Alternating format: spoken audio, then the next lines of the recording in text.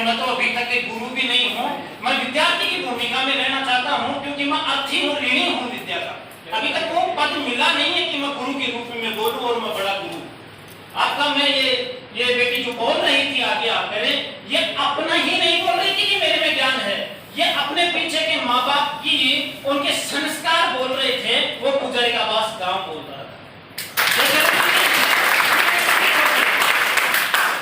Fail होना मैं failure हूं कोई बात नहीं, आप कहीं असफलताएं मिल जाए ये बड़ी बात नहीं है। स्वामी विवेकानंद तो आरपीएफ में नहीं लगे थे, अरे भाई नहीं लगे थे, राजस्थान पुलिस में भी इंस्पेक्टर नहीं बने थे, पर जब 1893 के शिकागो विश्व धर्म सम्मेलन में बोल रहे थे तो अमेरिका के लोग ये कह रहे थे तू खाली हिंदू बोल रहा है। हिंदू संस्कृति पर जब बोले 1893 में और शिकागो धर्म सम्मेलन में हमारा हीरो पहली बार ये कहता है अमेरिका के भाई और बहनों, ये हमें संस्कृति ने सिखाया है। आज शिक्षक दिवस है, गुरु एक अलग है, शिक्षा का अर्थ एक अलग है। शिक्षक वो होता है जो आपको सिर्फ शिक्षा का कार्य दे, आपको सिखाए। गुरु से कहते हैं कि शिक्षा के साथ संस्कार दें और संस्कार के साथ साथ आप में आध्यात्मिक चेतना का प्रवाह करें, उन्हें कहते हैं गुरु।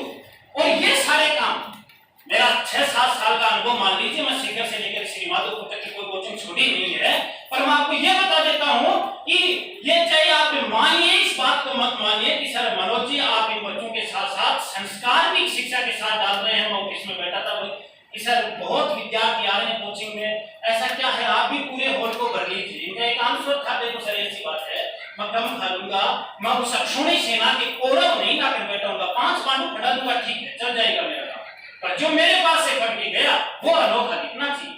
अगर कोई लड़की यहाँ से उठकर जाकर भिलवाड़ा में भी सब इंस्पेक्टर बनती है तो वहां ये नाम होना चाहिए कि ये दारिका कोचिंग से आई।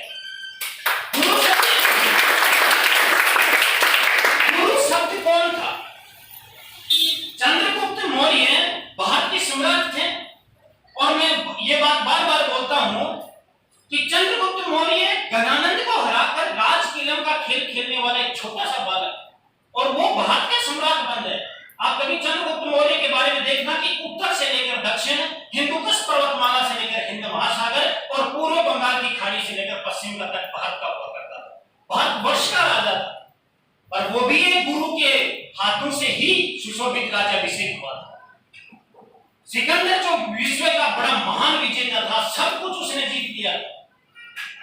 326 ईसा पूर्व में हमारे राजा के यहाँ आक्रमण करने के लिए आया तो कश्मीर का राजा पोरस बोलता है हारने के बाद में कि बता तेरे साथ क्या सलूक करूं, तो हमारे पोरस का आंसर आता है कि महाराज जैसे एक राजा दूसरे राजा के साथ जीत कर भी हार गया, छोड़ दिया राजा पोरस को कि राजा मैंने पूरा यूरोप जीत लिया था पर मैं तेरे को छोड़कर जा रहा हूं।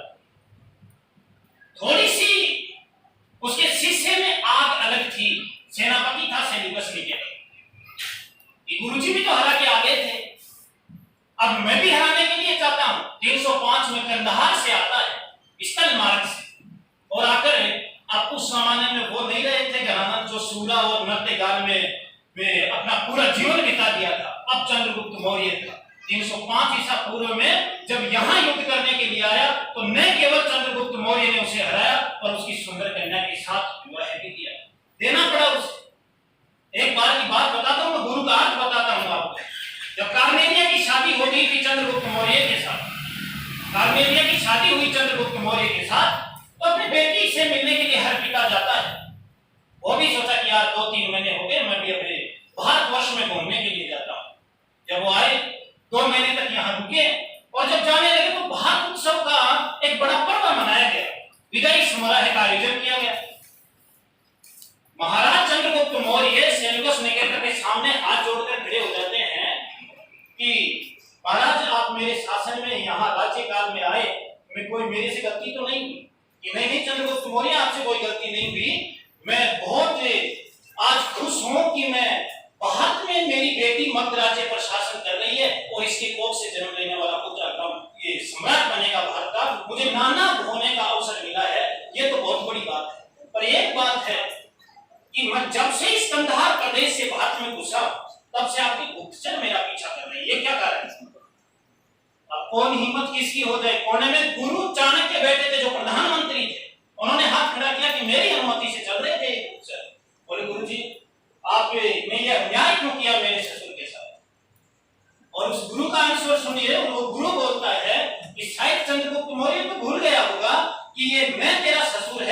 याद कर 305 ईसा पूर्व में इस भारतवर्ष पर आक्रमण करने के लिए गया है। प्रधानमंत्री होने के नाते, गृह मंत्री होने के नाते ये मेरा दायित्व बनता है कि मैं क्या करूं कि राज्य में कौन लोग किससे हित की बात कर रहा है या अहित की बात कर रहा है। आप सारी बातें छोड़िए, अगर गुरु में चाहे वो मनोज जी हो चाहे वो और कोई गुरु जी हो, संस्कार, विधि और जिज्ञासा ने आदर दिया इस समाज को और वही आगे बढ़ा है। आप किसी भी सक्सेस आदमी को देख लीजिए जिसमें संस्कार, लचीलापन और उसके साथ उसकी जिज्ञासा है, तो ये संस्कृति को आदर मिला है। न्यूटन को क्या पता था? न्यूटन से पहले सेब नीचे नहीं गिरता था क्या? न्यूटन से पहले भी सेब ऊपर नीचे ही गिरता था। उसी ने क्यों कहा कि नीचे क्यों गिरता है? जिज्ञासा को आदर दे दिया। और जब जिज्ञासा को आदर दिया तो हमें पता चला कि आज एरोप्लेन में बैठ सकते हैं, हमारे सैटेलाइट घूम सकते हैं, पृथ्वी में भी कोई गिरफ्ती होती है। ये तो होते रहते हैं। इस बात से कभी भी दुखी मत होइए। जब स्वामी विवेकानंद शिकागो धर्म सम्मेलन में बोल रहे थे तो ऐसे वक्ता पास में खड़ी एक सुंदर सी महिला उसे बोलती है कि स्वामी जी मैं आपसे शादी करना चाहती हूँ, क्योंकि मैं आपसे शादी करूंगी, आप जैसा विद्वान बच्चा मेरे भी होगा, अमेरिका में एक और विवेकानंद होगा। विवेकानंद जी ने यही कहा था कि मैं आपसे शादी तो नहीं कर सकता, हाँ ये जरूर है कि आज से आप मेरी मां है, मैं आपका बेटा हो गया। ये हमारी संस्कृति ने आदर दिया है। आज हम चाहे कैसे भी पढ़ रहे हैं, कितना भी पढ़ रहे हैं, एक बात बोली थी ममता ने कि नियमावली होना जरूरी है, एक सीक्वेंस तरीका होना जरूरी है कि मैं इस सब्जेक्ट का अध्ययन कर रहा हूं तो मैं इसमें पूरी मेरी जितनी कोशिश है वो कर सकूं। बाकी शिक्षक दिवस से सर्वपल्ली जी की याद में मनाया जाता है, बस इतना ही है, पैसे से एक शिक्षक थे, पर जो शिक्षक की भूमिका निभानी है और वो कैसे निभाई जाती है वो इनसे सीखी। तब इनके जन्म दिवस पर आज हम 5 सितंबर को सारे इकट्ठे होकर इतना ये प्रोग्राम कर रहे हैं, क्योंकि मैंने बताया कि मैं शिक्षक हूं और मेरे शिक्षक का दायित्व क्या है। गुरु बहुत बड़ा पद होता है, इस बात को आप हल्के में मत लीजिए। इस वंश में त्रेता युग से लेकर आज तक के युग में गुरुओं का आदर रहा है। भगवान श्री राम जब गुरु के चरणों में चले जाते हैं, गुरु के पास पढ़ने चले जाते हैं, साहब हमारी तो हिम्मत ही क्या है। गुरु के आश्रम में तो सुदामा की अंगुली पकड़कर छोटे भगवान कृष्ण भी पढ़ने के लिए जाते थे, यहाँ संदीपन ऋषि के लिए। और इस कालखंड में चाहे कितना ही बड़ा राजा हुआ हो, जब गुरु के आश्रम में प्रवेश करता था तो अपनी चप्पलें बाहर उतारता था, अपना मुकुट बाहर उतारता था। सफलता की पहली सीढ़ी देके जा रहा हूं, मूल मंत्र मान लीजिए, जब तक आप संस्कार नहीं, अपने संस्कारी बात नहीं करोगे, संस्कारशील नहीं बनोगे, आप कितने ही विद्वान हो सकते हैं। सफलता, चुनौती, ये बहुत बड़ी बात है। पहले संस्कार, फिर बाद में मिल जाएगी कार, कोई दिक्कत नहीं। अगर संस्कार है तो विद्यादायिनी ये सरस्वती माता आपके ऊपर प्रकोप है, जीभ पर जरूर विराजमान होगी। ये जो सुनील बोल रहा था कि ये मैं मिठाई का डब्बा तेरे लिए भेज दूं, मैं उसके लिए ये भेज दूं, बड़ी अच्छी बात है। आगे आकर बोला, ये भी बड़ी बात है कि इसने इतनी बात बोली, नहीं तो उठकर आने की हिम्मत नहीं होती। हिम्मत आगे जाके बोलूं कैसे? इस देश में सुनने वाले कम हो गए हैं, बोलने वाले ज्यादा हो गए। क्यों? क्योंकि हमारी संस्कृति ने आदर दिया है।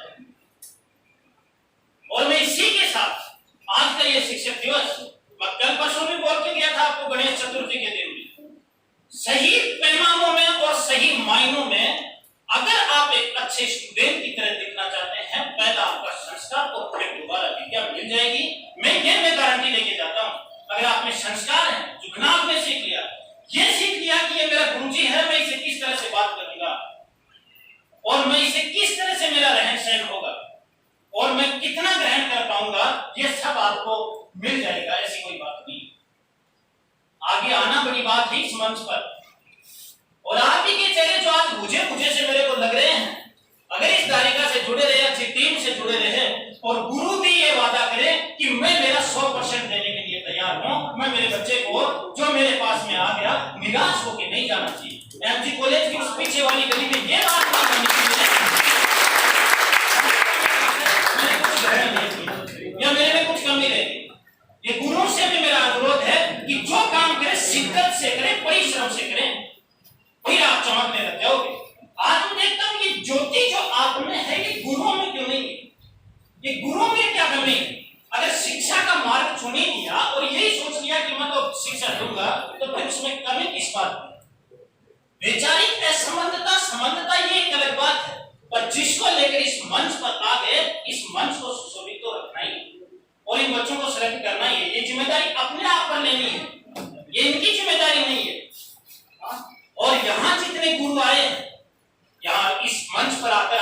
सामने बोलते हैं भगाने के लिए, आपके मन में कई बार ये भी चलता होगा कि यार ये तो गुरुजी यही पास हो जाते ना, किसी नौकरी में नहीं लगी, यहाँ आके ज्ञान दे रहे।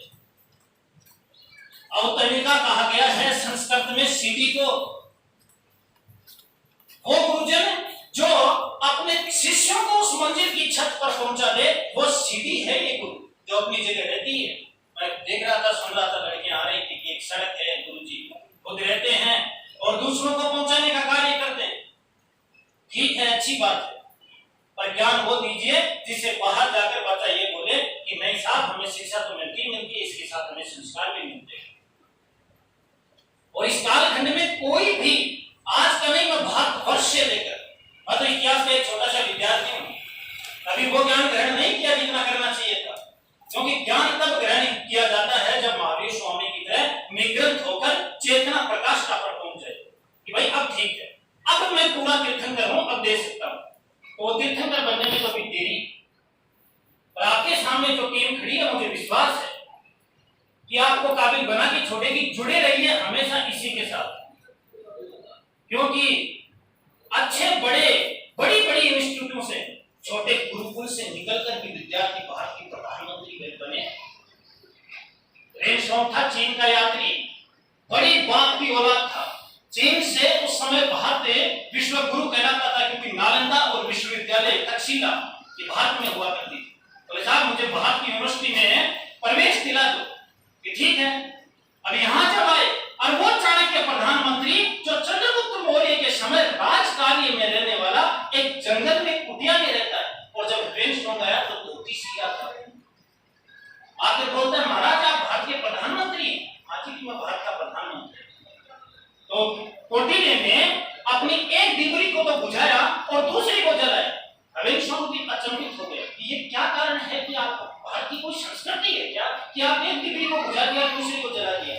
नहीं, इसमें जो डिग्री मैं जला रहा था उसमें राज्य का तेल था, और मैं राज्य के लिए जो पहले डिग्री जला रहा था उसमें मेरे निजी वेतन का तेल था, क्योंकि मैं मेरी